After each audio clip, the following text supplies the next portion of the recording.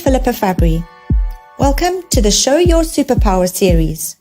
Conversations with engineers, entrepreneurs, creatives, founders, scientists, thought leaders, disruptors, and warriors.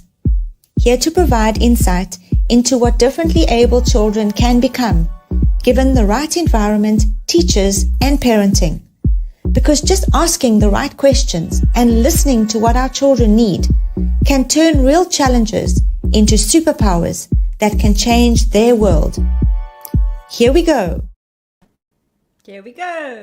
Hi everybody, welcome Wednesday night. Thank you so much for being here. My name is Philippa Fabry. I'm an education consultant in Port Elizabeth, and really my why is to help parents to navigate this confusing parenting journey. Specifically if your child has a neurodiversity or learns in a different way. So it's lovely for me to be here with you. I'd love to know where you are. Stick some comments in for me. Let me say hello. If you're not too shy, put your name there. Let's have an interactive discussion. I'm so excited to have my guest this evening I'm going to sort of explain how we hooked up, because he's on the other side of the world, across the sea in England, and it's been quite an interesting journey, getting to know David and for us to sort of collaborate on this evening's conversation. So David is a business mentor, he's a life coach, and he has an aim to build and help people deal with whatever challenges that they may be facing in life and in business. He can mentor you to be the best version of yourself so that the world can benefit from what you truly have to offer. His style of coaching is powerful, impactful, and life-changing. I think it would be safe to say that his why is helping people discover themselves, transform their lives, and release their potential for the better of all. He believes that when you start to see the world differently, your life changes and your world changes. So let's play a little video before we bring him on to just show you a little snippet of his life story. I was born in 1981 and I grew up in Nailsea, which was about 8 miles outside of Bristol. I had a very happy, loving, early family life, and I was always very much a loner.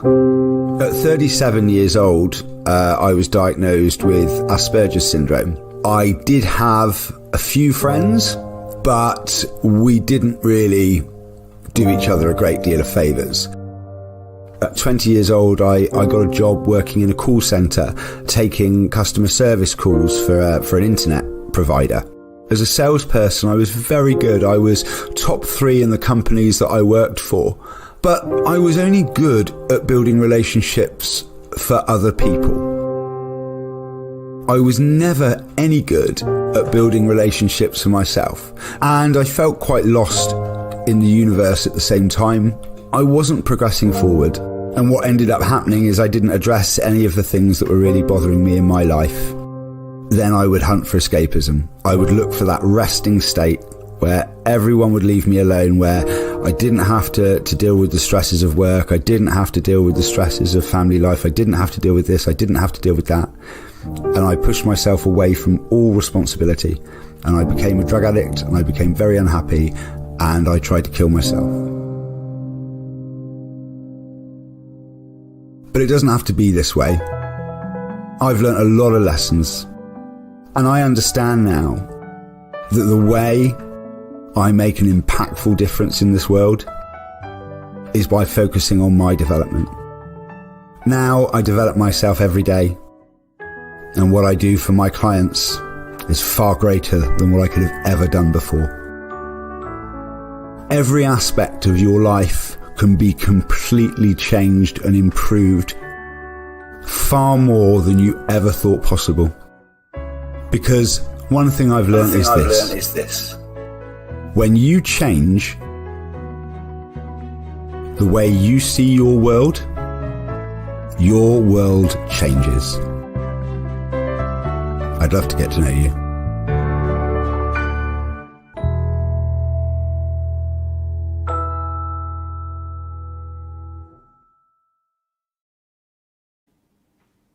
tonight. Come on onto the stage, David Wyatt.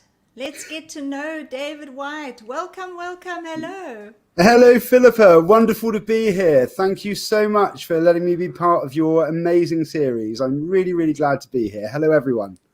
I'm so excited. How's the weather in Devon? Well, it's been glorious sunshine. Apparently, we've got a bit of rain coming, but I don't mind. We've had glorious, glorious sunshine here, so very happy. Oh, awesome. Christelle, lovely to see you. So let's see where our viewers are from. We've got a few people watching. We've got Christelle. I know that there are a couple of parents of mine at Elson Academy watching. Hopefully there's some of David's friends watching. And this is not a still discussion. We really want to have some interaction. We love to have some comments coming through. And if anything that David has said tonight is resonating with you, please let us know. So David, you and I met in a room on a social media platform, quite a newish platform actually, called Clubhouse, about a month ago.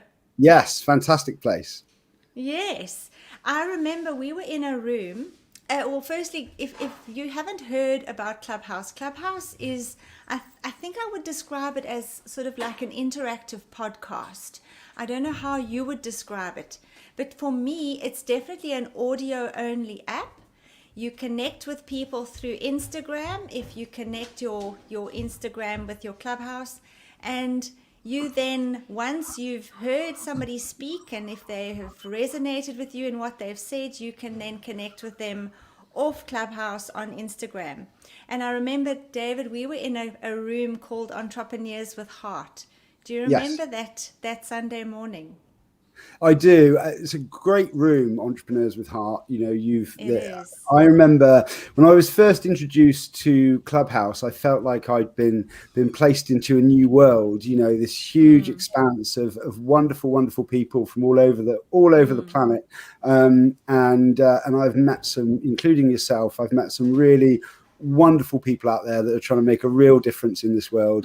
And Entrepreneurs with Heart is really about that. It's about people that are trying to serve others, that are trying to be the change that they want to see in the world.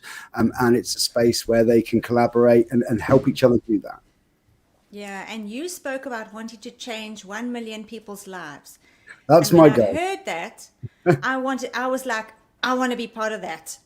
And so I immediately, I think I messaged you, and we started chatting, and here we are today. So, and I'm very grateful to be here. And onwards we go, changing people's lives. I love that. So David, take us back to when you were, say, 10 years old at school, and describe who you were back then. Right. I wouldn't have been talking to you like this, that's for sure. I was a very nervous kid. I struggled to communicate with other people. I felt that I just didn't really understand the world around me. I felt that I always felt that I was different, you know. And at that age, I didn't see it as a good thing back then. I just felt that no matter what I tried, when I tried to communicate with people, when I tried to learn things, when I found myself constantly seeking acceptance, if you like, from other people. And each time I tried to build friends, you know, at the first moment it didn't work out, or I'd struggle to get my words out, or I wouldn't know what to say, or I was so anxious and worried about what they would think of me and how they were judging me. So much so that I wouldn't do it. And I would rarely speak. I made myself a target, really. And I was bullied a great deal in school. I think back then I was so worried about how I would be perceived that I didn't ever stop to take interest in other people. And because I didn't take interest in other people, I didn't offer any value to them. You know, looking back at school, I wasn't offering, you know, why be friends with me? What value was I offering those other children? I was too nervous to get involved in the things that they were getting involved in, and also I felt so lost all the time that I just didn't want to either, you know. And most of my school life was spent just trying to hide and get out of the way. I mean, I'll give you an example. We had a library, a small library in the school, and we all had library passes, and they were these square yellow passes that were laminated. And I worked out that the door locks weren't that great, and I could jimmy the door lock with my library pass, ironically, and I would hide in the library because there was a computer there, and I was interested in the computer, and it would mean I couldn't get bullied because no one knew where I was. I was just hidden in a corner in a library. And to be honest, most of my school life, my primary school life and my secondary school life, was spent getting out of the way of people. I remember meeting an old teacher once, and they told me a story that when I think I was 8 years old, and there was a girl who was sat on the playground. She was crying, and I'd noticed that she was on her own, and I've always been quite an empath, and I felt sorry for her. And I don't remember this story, but the teacher told me that I walked up and said, "Don't worry, I know what it's like when no one wants to be your friend," and it wasn't, and I realize now it wasn't that no one wanted me to be my friend. It was that I didn't show up, and I just tried to hide away all the time, when really what I should have been doing is interacting and learning to be comfortable with not getting things right, and learning to try again and again until I could understand, what worked and what didn't, and I think for me, my biggest mistake was not being interested. I was so self-obsessed, I guess, with my own feelings of being lost, that I didn't take interest in other people. And because I didn't take interest, I missed out on opportunities. I missed out on great connections, on meaningful friendships. That my school life was really trying to get out of the way. And I left school at 16 with no qualifications, nothing at all. I really struggled to learn. I didn't realize back then that audio was a key for me. I didn't really discover that until I was in my 30s. I couldn't concentrate. I was just seen as a distraction, and the teachers saw me very much as either somebody that would not bother or was disruptive. After a while, you get fed up of being sat in silence. So I started becoming a bit more disruptive. So would you describe yourself as a loner, but then were you quite happy with your own company, or did you want friends? I think I convinced myself that I was happy with my own company because it was safer. I didn't get beaten up if I was on my own. Therefore, my own company was better than the company of others. And that was the way I certainly viewed the world at that age. So, I'm at Elson Academy, and we have obviously children with different neurodiversities, and often at break time you'll see children on their own, and they're quite happy to be on their own. They are walking around, chatting to themselves, kicking stones, picking up things in the dirt or whatever, but they're quite happy to sort of be within their own space. Was that like you? Sort of in your own world? Not really. I think me being on my own and being comfortable with that and saying to myself, yeah, that's what I really wanted, was really a habit that I formed over time. And I think if I was honest with myself, and I can't speak for others, and I'm not, this is my experience, was that if anyone had asked me, would you prefer it if you had good friends, if you had people that you could say, I'm concerned about this, or what do you think, or people I could bat ideas off of, and the benefit of building relationships and building friendships. I mean, it's just there's everything to be gained, and I think if I'm honest, I might not have said it at the time. I might have said, yeah, I'm fine on my own. Yeah, no, I'm all right. I'm quite happy.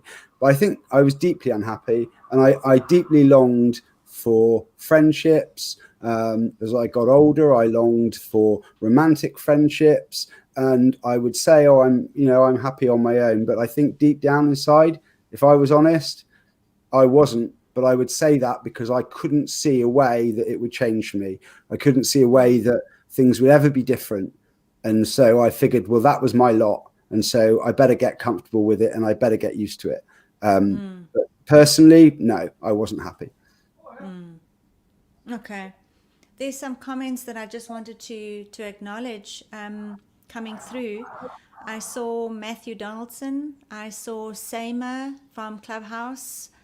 I met her in a room as well. Hello, Seema. She's in Pakistan. We met in a room, I think a teacher's room. She's got an amazing app that she's busy developing, which I'm excited to learn more about. So looking back, what advice would you give your 10-year-old self then? Hello, Matthew. Looking back. I think the biggest piece of advice, if I could go back in time and give myself some advice, I would say to myself, I used to feel anxious all the time. Every time I tried to communicate with someone, again, about me worrying about how it's been judged, I would feel anxious and nervous all the time. And I don't know if anyone listening, you've got maybe you're afraid of heights or afraid of snakes or whatever these a lot of our fears are. And as soon as you try and overcome that, I don't know, if you're scared of heights, you might climb a ladder, and you'll think to yourself, oh, I could probably do it, and you'll start climbing the ladder, and it's too much, and you'll come straight back down. No, I can't do it. And I used to view that anxiety as a barrier, as a problem. What I didn't do is think to myself, well, maybe it's not. Maybe it's my body's way of telling me that I'm about to experience life, that I'm about to challenge myself, that I'm possibly about to grow and develop and move forward. And so I view anxiety differently now. A sense of anticipation, almost that sense of anticipation and excitement rather than fear. That's it, and I don't see it as an unhealthy thing. And in now, every time I feel that, I remind myself that this is an opportunity. Now now that feeling is an opportunity for me to develop myself, for me to overcome a limiting belief, or for me to talk to myself. And I think that's another piece of advice I would give myself. When I was younger, I think if I could go back, I would say, don't be afraid to fail, because failure is a good thing. Edison said he didn't fail when he tried to make a light bulb. He just learned 100 ways how not to make a light bulb. And I've never learned anything from getting things right. I've learned very little, because most of the time, if I get something right, it's luck. I fluked it. I don't necessarily know how I've got it right. It's just worked. But when I get something wrong, I get frustrated that I've got it wrong. And I think, well, that didn't work. How can I try it differently? And I keep trying different things until it works. And along that journey, I learn about myself, and I found that a lot of the things that weren't working for me weren't because I wasn't competent or capable of doing them. It was because I wasn't prepared to really ask myself and address the limiting belief as to why I was struggling with it. And so what I would do is I would just climb back down the ladder, and not try and understand why I was feeling that way every time I tried to climb it, and keep asking why. And now I question everything, and I never ever say to myself, I can't do it. The moment I think I can't do something, I immediately say to myself, how can I? And so my mindset has very much shifted from a fixed mindset where I will do the things that I'm comfortable in doing, and anything that makes me anxious and nervous, I will avoid because, I don't like the feeling of that, and I don't like the experience. Whereas now it's always, how can I use that feeling, and how can I embrace it, and how can I grow and develop? Move forward. I love Yeah. that. I love that. So Christelle is asking, how was it that you were diagnosed at such a late age? I think that sort of ties in with what happened when you left school. Yeah. Maybe walk So along that journey. Yeah. that's right. I left school at 16, and I got a job. And be honest, my father actually helped me to get the job by having a word with the owner of the company. And I got a job, an apprenticeship as a mechanic. But none of the problems in school had gone away because I hadn't changed. I hadn't addressed a lot of these issues, and so I made myself the same target during my apprenticeship as I did at school. And so and unfortunately, the person we were all allocated a mentor, and the person that mentored me was very unhappy with their own life, and they had lots of problems, and they were quite narcissistic. And so they would beat me up quite a lot. And I was 19 years old one day, and a hammer was thrown at me, and I knew that a beating was coming. And I fought back. And I fought back, and I didn't get beaten up. And the whole experience really shook me. It really shook my world. And I was always very empathetic, but this time it was as if I'd taken out every single frustration of my own throughout my life in this one moment, and I let rip, so to speak. And it upset me deeply. Like, what I had done upset me deeply, even though there were 17 other guys there that knew how I'd been treated for years, for those 3 years. And but it really shook me. And I left the job, and I pretty much left home the same day. I ran away, and I lived in basically a shed and a barn, really. A friend of mine lived in a little village called South Zeal in Devon. North Taunton, sorry, not South Seal, North Taunton.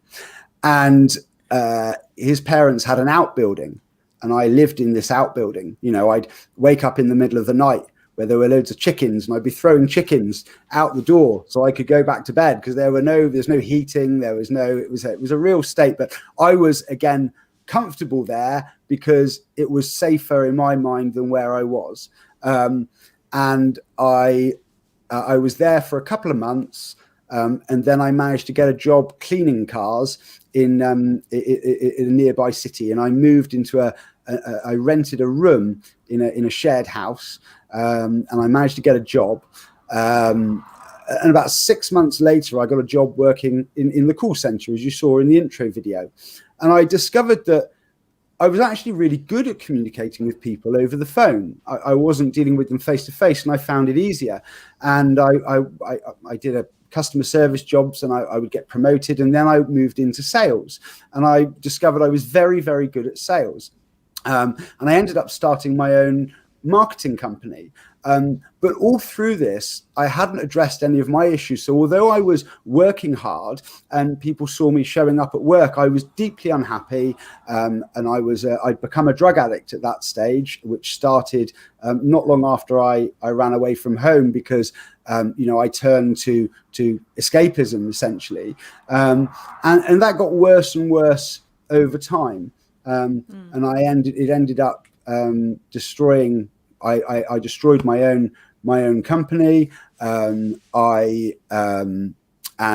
because I just didn't address any of these issues. And as you saw in the video, it reached a point where I tried to kill myself. Well, I say there were 3 attempts, to be honest, but the first 2 were more. I say not attention seeking, crying for help. They were more of a cry for help. But the third wasn't. And I am very lucky to be here. Sure. But I asked myself, after that attempt, I asked myself a question. Okay, I'm really unhappy. I can't carry on like this. Like, something's got to change. You know, if I keep doing what I've done, I'm only going to get what I've got. So something's got to change. And I asked myself a question, and I'm very grateful I asked myself this question. I said to myself, okay, let me imagine that anything's possible. What would the best me look like? Like if I just tried, and at the time I said something silly to myself. I said, right, I'm going to give it 12 months and I'm going to have one more round in me and I'm going to try and be the best me I could be. And fortunately, at the same time, I was diagnosed because I went to the doctors and they referred me to different specialists and so on. And I was diagnosed with Asperger's. And reading up on that made a big difference because I discovered that I could, although I struggled to learn from books, and it wasn't that I couldn't read, but I couldn't think about what I was reading and process it and really make sense of it. You know, I would just stare at the page and it would go blurry, and it didn't matter how many times I read a paragraph, it never really made sense to me. And I discovered audio and audiobooks. And for me, listening to books, I suddenly realized that, wow, actually, I'm pretty smart and actually I can learn really, really quickly. And I was amazed at how quickly I could learn. And then I realized that, okay, well, clearly I'm fairly intelligent, but that's no good because I don't know anything. So I went on a mission to learn, and I just kept reading, and not good books, great books, you know, and I read and I studied psychology, I studied science, I studied everything I could get my hands on. And I read hundreds and hundreds of books. And as I read these books, my world got bigger all the time. I realized that actually I could do anything. I could change the code, you know. I was very unhealthy at the time. I was very fat. I was 15 stone 6. And I had a very poor diet. And I said, okay, well, what are the things that I'm unhappy about in my life? What's draining me of energy? You know, if I'm being honest with myself, what don't I like about myself? And I realized that most of the stuff I didn't like about myself, I kind of knew, you know, it didn't take me long to figure it out. And so I went on a mission to try and address every single one of them. I read a book about my metabolism. I worked out how that worked, and I lost 4 stone in weight. Oh, there we are. Thank you very much. There we are. That was there me. We go. Wow. Yeah. So you look at me in that photo there. I was actually what's that very, in kilograms? Because we don't know stones. I don't know. Stone. I'd have to. I'll tell you. I'll get one of the people in the audience. Yeah, if anybody knows, and check in the comments and let us know what it is. There we go. Wow. But okay. I then decided that okay, I'm going to try and create the best me, and the reason I decided to be a coach wasn't because at that point I had this desperate urge to help other people, although I've always been an empath. It was more that I figured that, well, if I learn how to be a coach, then I might be able to fix myself, you know? And I discovered that I really could change anything. I could create absolutely anything I wanted for myself, but I had to have a reason. I had to have a goal. I had to have something that I was aiming for. And I think after I'd spent a lot of time really hammering the books, I came to the conclusion that the meaning of life, certainly for me, or my belief really, is the meaning of life is to experience life. And the way you live a meaningful life is to be all that you can be. And I thought, well, they're the same thing. When you think about it, they're the same thing. And I thought, well, how do I live a meaningful life? And the obvious answer is, well, everything you do has meaning. You know, if everything you do has meaning, then you're living a meaningful life. And I thought, well, how can everything I do have meaning? And then I figured that, well, if I had a goal that I was interested in, like something that I wanted to do more than I wanted to sleep, then everything I did in the pursuit of that goal would be meaningful. And so I set myself a goal.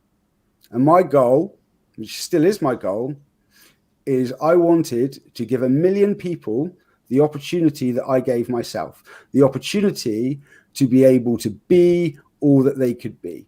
Not saying I'm there yet, but the opportunity to be able to recognize that all of the things that are stopping them and struggling them in their life. There we are, 101.6 kilograms. Thank you very much. So all the things that were stopping me in my life, I could address. I'll give you an example as an adult. You've or probably 95 kilograms. Right? 101 kilograms or 95 kilograms. Oh, right. There's a 6 kilogram difference there. So there we go.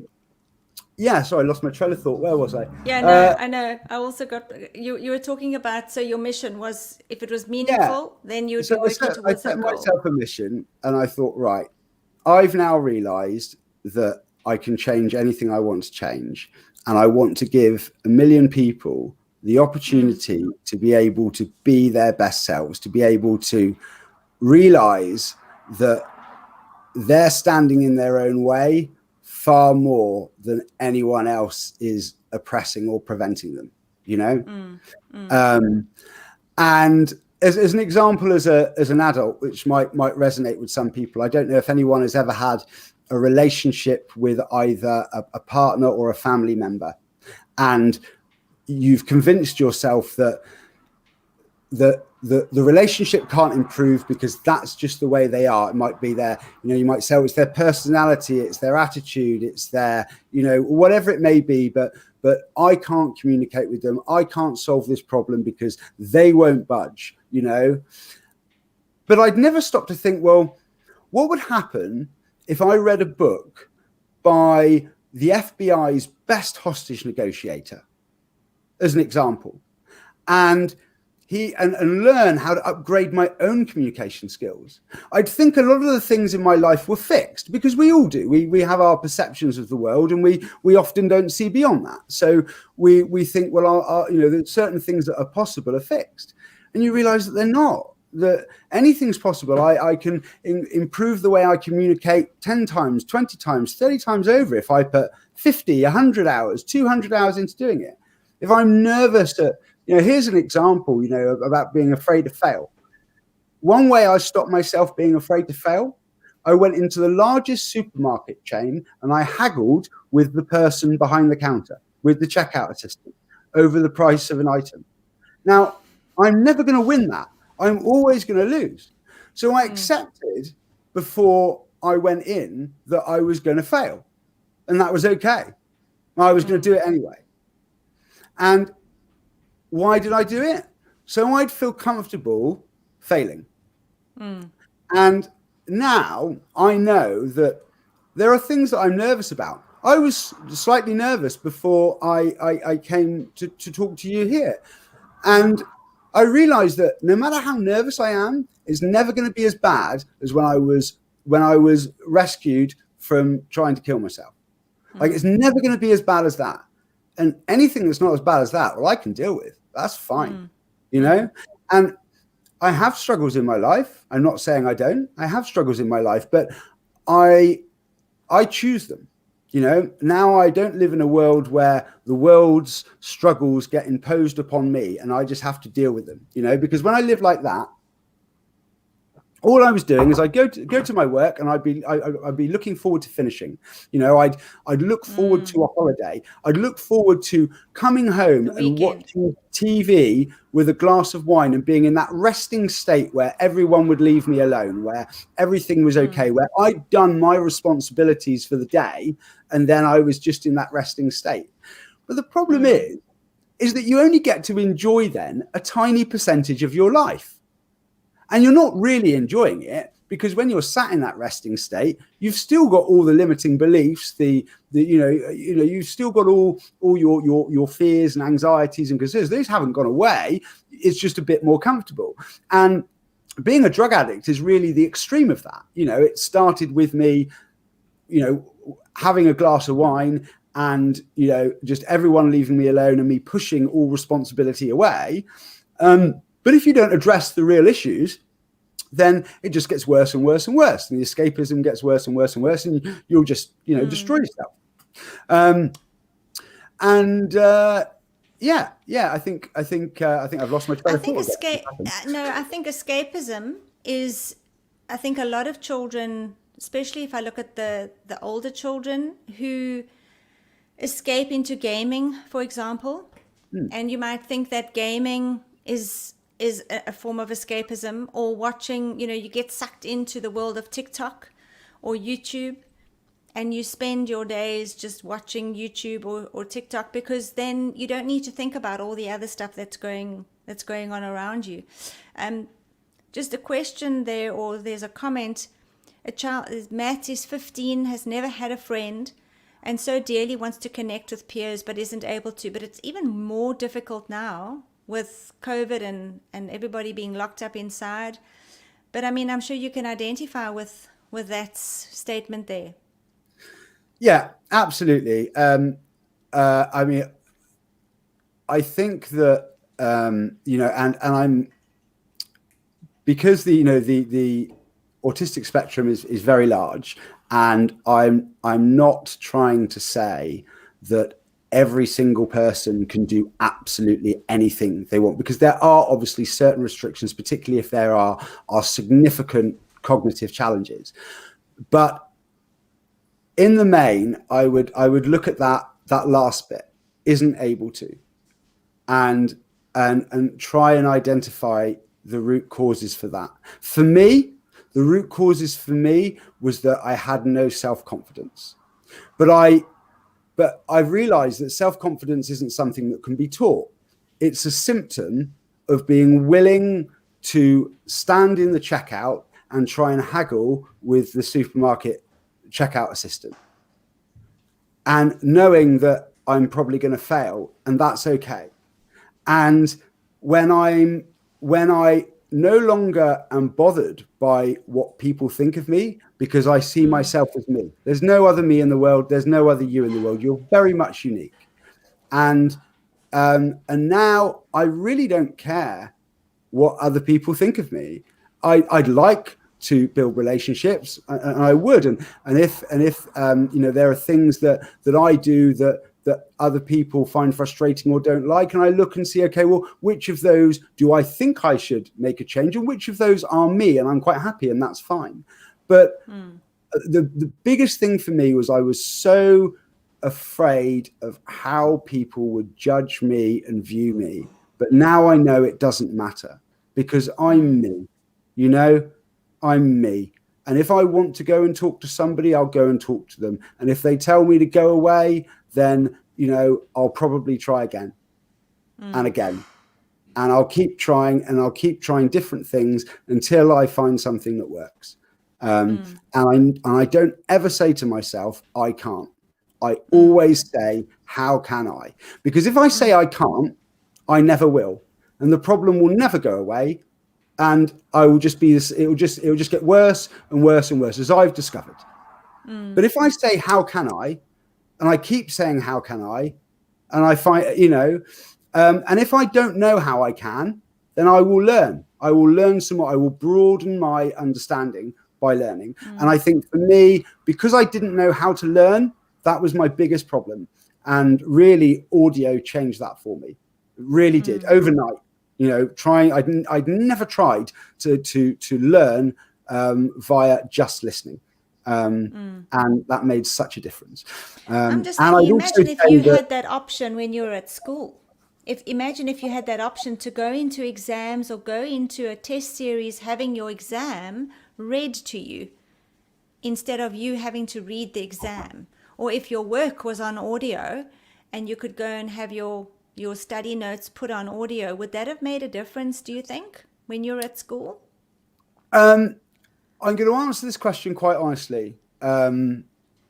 Yes, it would have done. There would have been an advantage, but I would weight it quite small overall, you know, because I don't want to be in a position where the only way I can do anything is with someone else's help.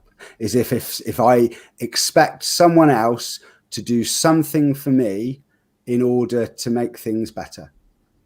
So I want to help myself and recognize that I can do anything. And if I can't do it, it's not because I can't do it, it's because I have not yet learned how to, and more often with me, I haven't been prepared to fail and fail again, and until I work out how to make a light bulb.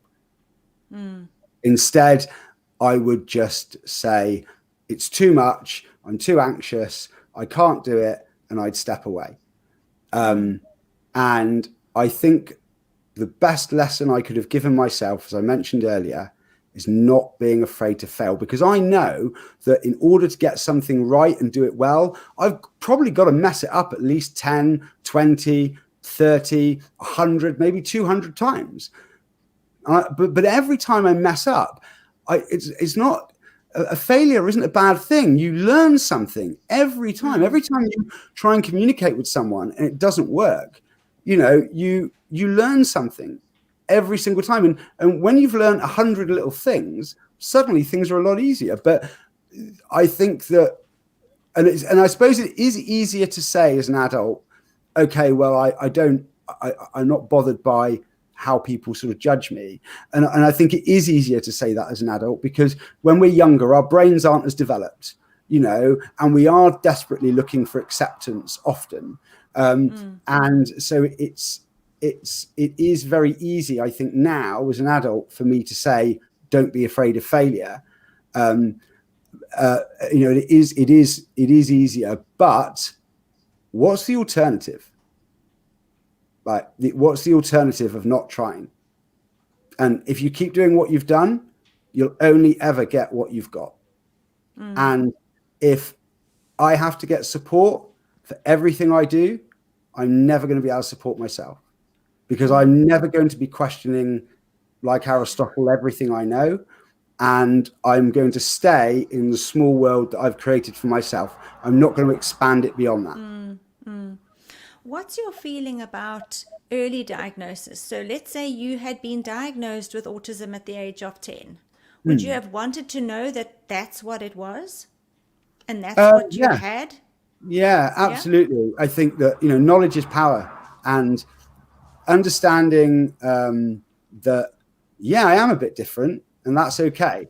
And as much as I might at the time have seen that as a disadvantage, I think knowing that when I was younger and realizing that there's a lot of advantages to being autistic, a lot, a huge amount of advantages.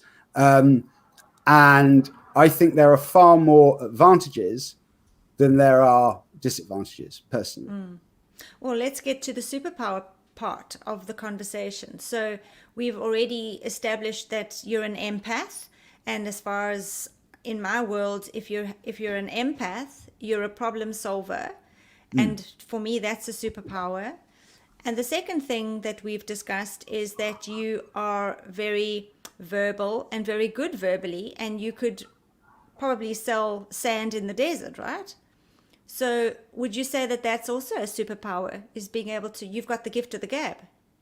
Yeah, I think the skills I noticed when I was younger, I noticed that I'd see patterns. I could see what was going on, and I think that was partly because I was out of the circle. I was very much, I'd chosen to be a loner. And so because of that, I would observe all the time. And I found that I could generally tell where people were at, what they were feeling, and I'd pick up on it quite quickly. And when I started the customer service job, and I realized that I found it so easy to talk to people without it being face to face. And then I realized that I was good at selling. I was good verbally. But to make a point on that being good at sales actually made me unhappy. I started, and it made me unhappy because I'd associated success with, I guess, money and status. What I hadn't realized is that the gift of the gab was far better used when trying to serve people rather than sell to them. And now, as an adult, I know that if you want to really sell something to someone, well, you've got to serve them, you know, but on the proviso that you are serving yourself first, that you're putting your own development first. I mentioned earlier about that resting state where everything's okay. Now I get up at 5 o'clock every single morning, 7 days a week. And it's not that that's difficult. It's actually easy. I realized that having one routine for 5 days of the week and then another routine for 2 days of the week and then flipping back and forth, that doesn't help anyone. I think it's nuts that we do it. I really do. I think it's crazy. So I get up at 5 o'clock, 7 days a week. I go to bed about 9, half 9 at night. When I have within my schedule, I regularly exercise. I have a good diet. I read books still. I meet with people and I experience different people, places, and things. You know, we're creatures of habit, and a habit can, you know, whilst routine does give an element of structure, one of the problems with a fixed routine is that you're not experiencing anything new. And if you're not experiencing anything new, you're not experiencing life. And if you're not experiencing life, you're always going to be unhappy. So I enjoy different people, different places, different things. And, you know, if I'm going for a cup of coffee in a cafe, I would rather go to a cafe where I've never been. I've never seen the paintings on the walls. I've never seen the staff that work there. It's a new experience. And so I'm careful with that, because you can't just go off and do lots of different things with no structure, because you'll just be going off to do stuff. So I do it in line with my overarching goals. But I wake up at 5 o'clock every morning, and I never ever thought I'd say this, but it's true. I cannot wait to get out of bed. Every morning I get up and I cannot wait to get out of bed. And I know exactly what I'm doing every day, and it changes and it's different. And I meet some wonderful people, but being interested and experiencing life really, and just developing myself and seeing my own development comes first. And if I develop myself and I do it every day and I'm constantly learning, doesn't matter, I'm 40 now, but I'll be doing the same when I'm 50, 60, 70, never too late. Then the value that I offer to other people is so much greater. It's so much greater than just staying within the realms of what I know and what I'm comfortable with. And when I wake up each day, I walk through life. I imagine it like a yin yang on the floor. And I imagine having one foot in what I know and understand, and one foot in what's going to challenge and push me, which in turn will make me feel anxious and will make me feel nervous, because it's a new experience. And hey, I might, it might go wrong. I don't know, but so I have one foot in both, and I've realized that that's the perfect place to stand. One foot in what you know and understand, and one foot in what's challenging you. And then that way you grow. And every day you'll wake up knowing that you are more competent, more capable, and your world is bigger than it was the day before. And I think that where depression comes in is where you don't do that. And it's very hard to do it if people might be sat there thinking, well, I don't know what my goal is. And I would give a bit of advice, is to take a piece of paper and draw a line down the middle. And on one side, make 2 columns. On one side, put things that drain me of energy. And on the other side, write down things that fuel me with energy. And list all of those things. And it might look overwhelming, because it'll be a big list, but you don't have to tackle them all at once. And slowly look at all those things that are draining you of energy, but be honest with yourself, completely honest with yourself and honest with others at every juncture. And when you spend as much time being honest with yourself and going, do you know what? I know I need to address that. I know that my life would be better if I fix that. I know that, if I could improve my skills in this area, social or otherwise, that things would be better, and do it. Because when you wake up the next day and you've made it that little bit better, it's still a bit better than it was the day before. And you can do it in as smaller chunks as you need to. And once you start doing those things and you start removing all the things that are stressing you out and draining you of energy, that fog will start to clear. And then when you start experiencing new people, new places, and you embrace the experiences of life and your world gets bigger, you'll find things that interest you. You'll find things that suddenly you are fascinated by. And it's a lot easier to find your goal when you've cleared that fog. But I remember, if someone had asked me 4 years ago, what's my goal? I'd have been no idea. I wouldn't even have the first clue of what I wanted to do, because I wasn't interested. I was just trying to survive, and I was just trying to look for that resting state where everyone would leave me alone, where I'd, and as a teenager, that might be sat in your room playing Xbox for hours on end, knowing that you'd really love to communicate and build meaningful relationships with people, but being so self-conscious about your own ability to do that you don't try. Or as an adult, where you're unhappy in your job and you've done the same job for years and years and years, and you think to yourself, well, I can't make a change because I've got kids, or I've got financial pressures, or even saying things to yourself that, well, my life will get better when I've got this house, or it'll be better when I meet the right partner, or it'll be better when I get married, or it'll be better when I move out of this horrible area and move somewhere nice. But it's all rubbish. What really makes us happy is being our best selves and improving ourselves each day. And then everyone else gets the benefit of the value of that. The world gets to benefit from what you could be, One step at a time. Yeah. It doesn't have to be all at once, because I know, as parents, especially parents who have got children with different needs, and a lot of your time you are spent looking after their needs and making sure that everything is okay for them.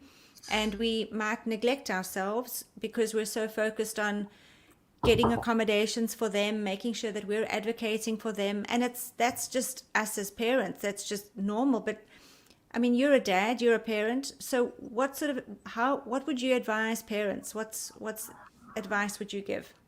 So I've got my son's called Jacob. He's 8 years old, and my son knows my dreams. He knows what I want to do, and he sees me struggle to do it every day. He sees me try and fail, and I share it with him.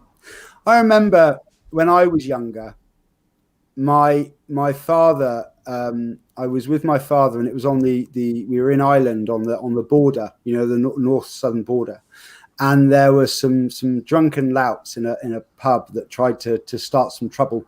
And I remember afterwards my dad saying to my dad, but Dad, weren't you scared? And he turned around to me and he said, son, I was petrified. And that was probably, I felt so connected with my dad. I didn't feel alone. I remember in that moment, just suddenly I didn't feel alone at all. And I want to share my dreams with my son, I do. And I want him to see me strive for them and overcome all of my limiting beliefs, on the way to that. And I want him to watch me do it. And a lot of people, I think, say to their kids, you can do anything. You can achieve anything in this world that you put your mind to it.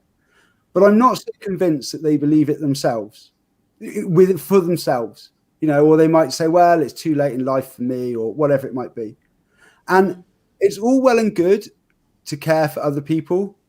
But if you just care for other people and you say, is there anything I can help you with? Is everything okay? Then it's a bit like it's just like a dried up riverbed. You just give away a part of yourself every time. And then after a while, you'll feel empty and lost. And then you'll start turning around to your partner and expecting more from them. You'll want them to almost fill in the missing pieces to make your life better, to make them feel, but it's what will make you feel better is owning what you do, is leaving a legacy for your children. And if you're challenging yourself and you're like you say, you're developing your mindset, you're developing your skill set, you're developing your body, and you're constantly looking to improve yourself in line with a goal, and they get to watch you do that. Well, you're not just telling them you can achieve anything, you're showing them, you're showing them you can do it. And over time, we all have lots of things in life that build up, and we feel that we're trapped, and we feel that, well, that's just not me. It's gone too far. I can't do that. But it's not true. We can serve. And if you are developing yourself and your kids are looking up to you and going, wow, look what mum's achieved. Wow, look what dad's achieved. Wow, wow. Then they're going to take the words that you can do anything far more seriously, in my opinion. There was something you said about you have two lives. Yeah, I thought that was so profound. Yeah, I think for me, and it was a realization I had, and I do like to share it with people. I believe that everyone has two lives. The second one starts when you realize you've only got one. We've only got one life, so we can spend it feeling under pressure from finances, feeling under pressure from relationships that aren't working, feeling under pressure from jobs that we're not really happy with. And we can do that till we die. Or we can say, I'm only here once, and I wonder what the best me might look like. And I know it might sound overwhelming, and it is when you just say it like that, because you look at where you want to be and where you are, and you think it's just a mountain. But it doesn't have to be. It can be a mountain that you take step by step. And guess what? When you take the first step, you love it. When you take the second step, it gets better, and that's what I do now, is I work with people over a period of months, and I help them tackle all of the limiting beliefs that they have. And I help them go from where, oh, that can't be me. I can't live my dreams. I've got 3 kids to look after. I've got this, I've got that. And I help Just them go to a position where they can really change their world. And in turn, that changes the lives of their children, of their partners, and everyone they come into contact with, because they are no longer the person that says, I can't. They're the person that asks, how can I? And they get rewarded from that, because they just improve themselves every single day. Starting today. There's a comment. It's important to teach young people about their strengths and how they can be used to problem solve. I find as an educator, there is so much more emphasis on what support they need and what we can do too. And there was another comment about, I think I saw something coming across there. That's the same one. Let's have a look. Okay, no, it is the same one. David, I've got your email address that we're going to pop onto the screen as well. Do you want to just talk about your Monday Mastery? Sure. I run a free group on Facebook, which is facebook.com/Monday Mindset Mastery. It's free to join. We meet once a week, although you don't have to meet. You can just join the group and watch the videos and enjoy the content. But we also meet once a week on a Monday morning, and it's really giving people some fantastic ways to every week focus on certain aspects of their development. And it's a lovely community. It's people that are genuinely interested in developing themselves, and everyone is very welcome, and that will always be there. I think if there is anyone in the audience that sat there thinking, do you know what? I'm starting to question that it might be me getting in my own way more than the world around me. And if you are looking to move from a fixed mindset to a growth mindset, then visit my website, davidwyatt.uk, and you can book a 2-hour discovery session with me. I don't charge for the discovery sessions, although only one per person. And we can look and see whether or not working together would be a wise idea. Yeah, and changing 1 million lives. That's my goal. Starting today. It's a great goal. So, David, thank you so, so much. You've been the most gracious guest, I should say. I hope that we'll connect again, either on Clubhouse or on Facebook. And me too. yeah, please keep in touch. David's email address is going across the screen there, and you can contact him on Facebook on his Monday Mindset Mastery group. Is that right? It's a group. That's right. Just Yeah. ask to be Facebook.com/Monday There we Mindset go. Mastery. As I say, it's always going to be there, and it's a wonderful community of people. Really, really wonderful people. And so you'd be very, very, very welcomed. Thank you so much, and thank you again. I'm going to pop you backstage, back into the green room, and as we finish off, is there one last thing you want to say? Keep doing the good work, David, says Mark. Thank you, Mark. Thank you very much. There's one thing I would say. If you are thinking to yourself, where can I make a start? Where can I make a start in my, and this is probably better advice for adults maybe, but opportunity lurks where responsibility has been abdicated. And what I mean by that is often we look for why other people are responsible for solving problems that affect us. And often when we've convinced ourselves that it's someone else's problem to deal with and not our own, we can abdicate responsibility. Like me earlier, not realizing that I could improve my communication ability, which would help me deal with and improve relationships that I had with other people, you know, and I always thought, well, I couldn't do it, it's them. You know, that's what I mean by abdicating responsibility, where we say to ourselves, well, that's no longer my responsibility, that's their problem. But those can be the real golden keys to find where we can really improve ourselves. So I'd say it again, opportunity lurks where responsibility has been abdicated. Awesome. Thank you, Cherie. So inspiring to listen to. I see there was a comment from Chantel. Fantastic to watch this conversation. David and Philippa, I have gained so much from it. Thank you both so much. So thank you once again for your time and your passion and your empathy. And you are going to reach that goal. I know you are. I'm certainly going to give it my absolute best shot, and I'm sure I will. You will. Thank you so much.